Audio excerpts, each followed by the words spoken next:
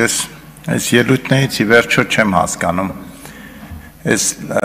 նախագծի իմաստը պետական բյուջեն խնայելն է, թե ուրիշ իմաստ կա, որովհետև մեկ ասում են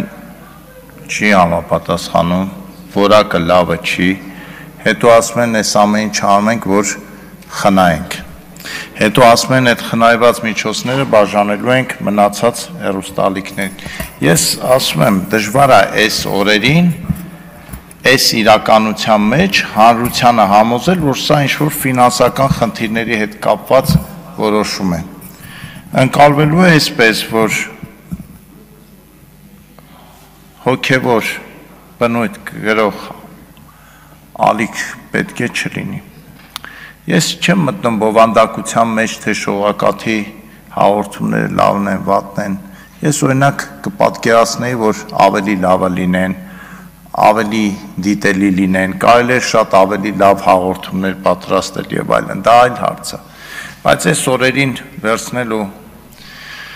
ինչքան է ձևակերպումը տալ, որ շողակաթ հեռուստաալիքը չի փակվում, ժամանակին ամեկ պլյուսն էլ չէր փակվում, իրոք չէր փակվում, չէ, բայց եթերից զրկվում էր։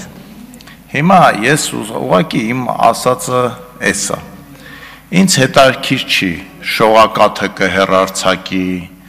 թե չգիտեմ այլ անվանումով կամ ինչով, բայց ես կարծում եմ, որ Հայաստանի Հանրապետությունում պետք է լինի հանրային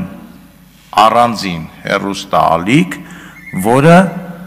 անունը դրեք մշակութային ուղղվածության, թե չգիտեմ ինչ ուղղվածության, ալիք, որը պետք է ներկայացնի հայ առաքելական եկեղեցին, ներկայացնի ինչա հավատը, ինչա կրոնը եւ ինչ վատ բաներ են լինում, երբ որ մարդ հեռանում է Աստծուց։ Արթուր Խաչատրյան։